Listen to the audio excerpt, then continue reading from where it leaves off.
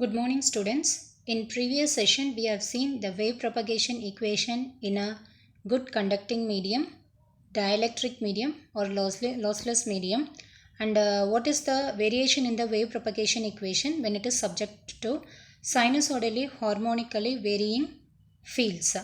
And also we have discussed about the uh, wave propagation equation is transverse in nature.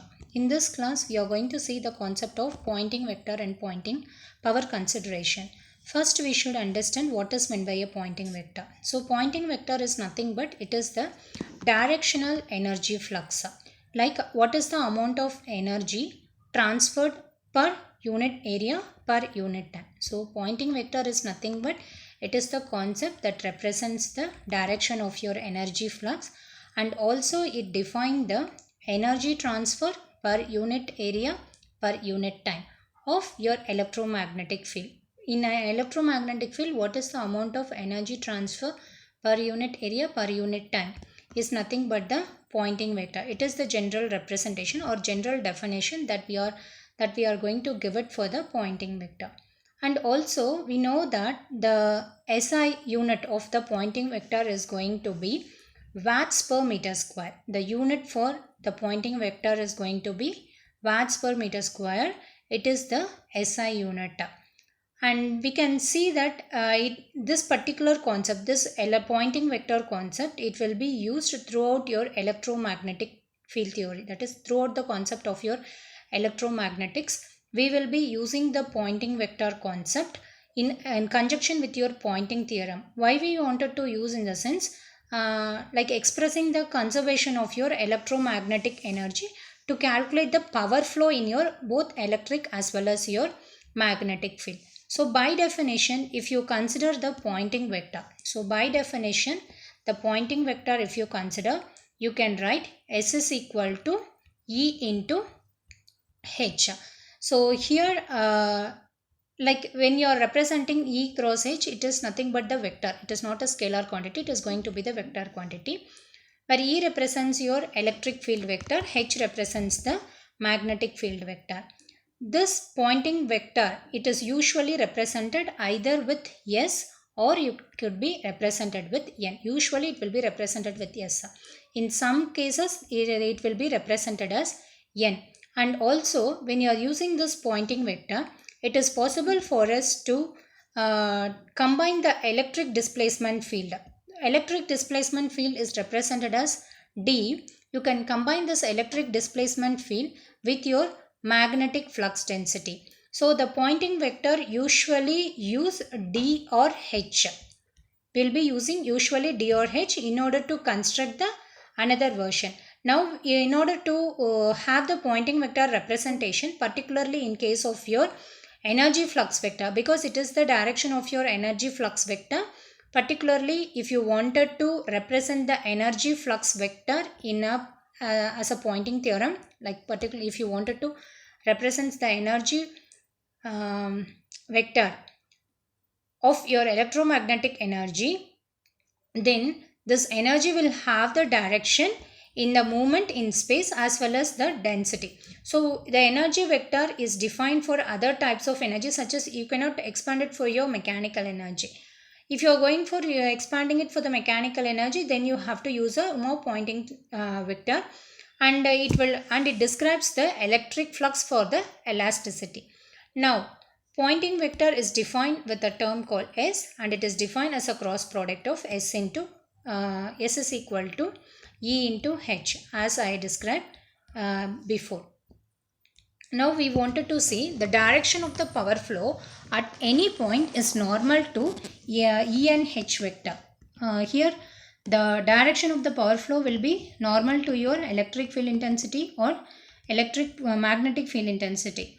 Unit is watts per meter square, that is SI unit, and the formula represented is S is equal to E into H. Here both are going to be your vector quantity. And here the Poynting theorem from Maxwell's equation is given below as curl H is equal to J plus dou D divided by dou T. Using the modified form of your Ampere's law, we are going to derive the expression for the power consideration using Poynting theorem. So curl H is equal to J plus dou D divided by dou T.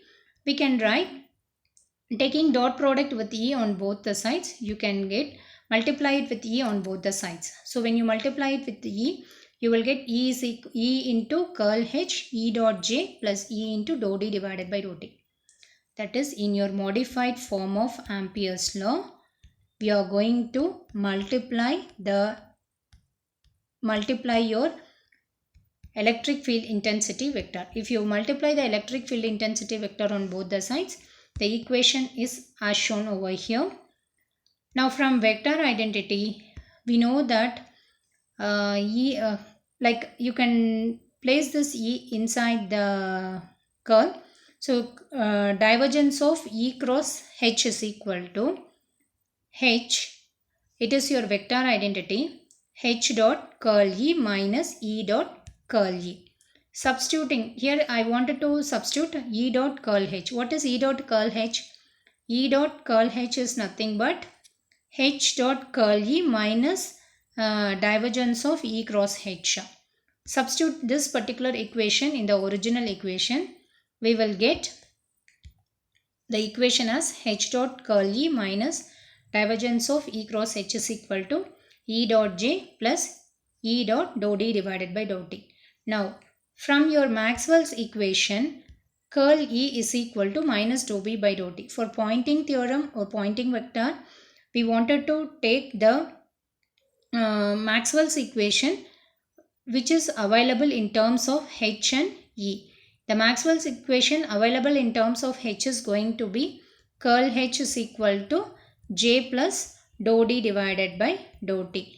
In terms of E, the Maxwell's equation available is curl E is equal to minus dou B divided by dou T. So we wanted to consider the Maxwell's equation, that is pointing out your electric field intensity and magnetic field intensity. Before the steps, whatever we have seen, it all related to the Maxwell's equation, that is modified form of your Ampere's law.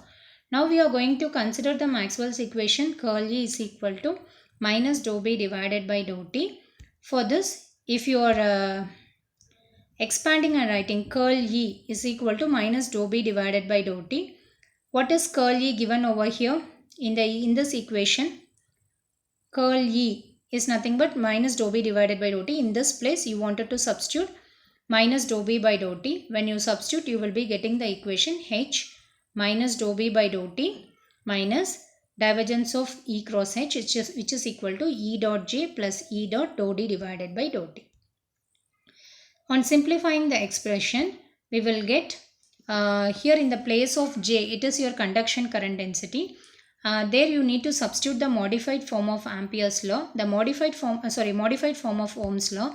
The modified form of Ohm's law gives the relationship between your J and electric field intensity. So in the place of J, we need to substitute sigma into E.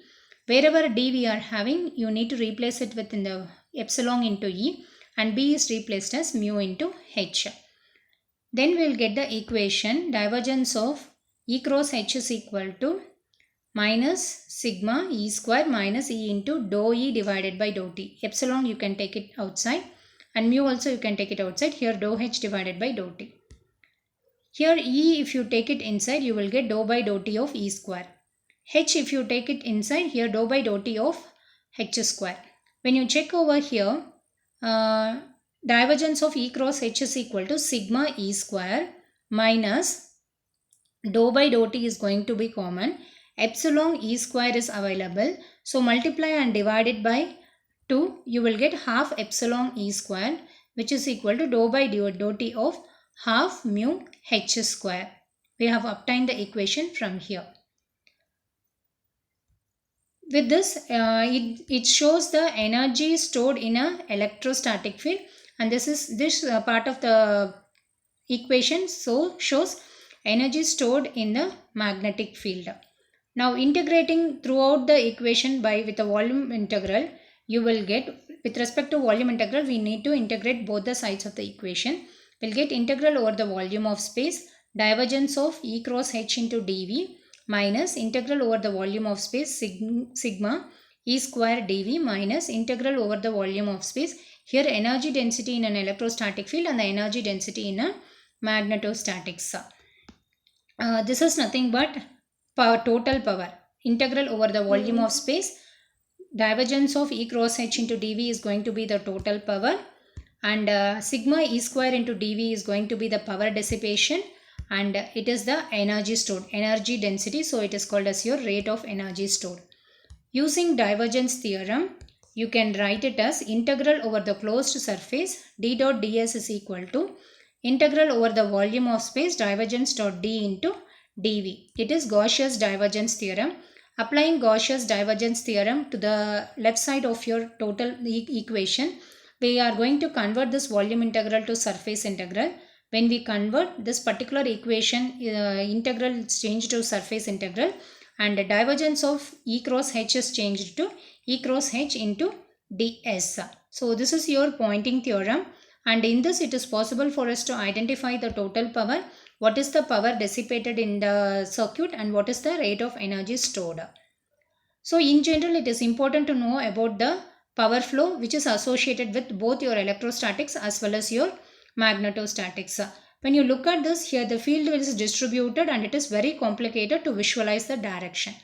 Now the concept of Poynting vector is very useful in this situation, and according to Poynting theorem, we can write the net outward of power from a closed surface W is equal to integral over the closed surface E cross H. E cross H already we know that, which is equal to the rate of energy stored and power dissipation, which is a summation of energy stored and power dissipation.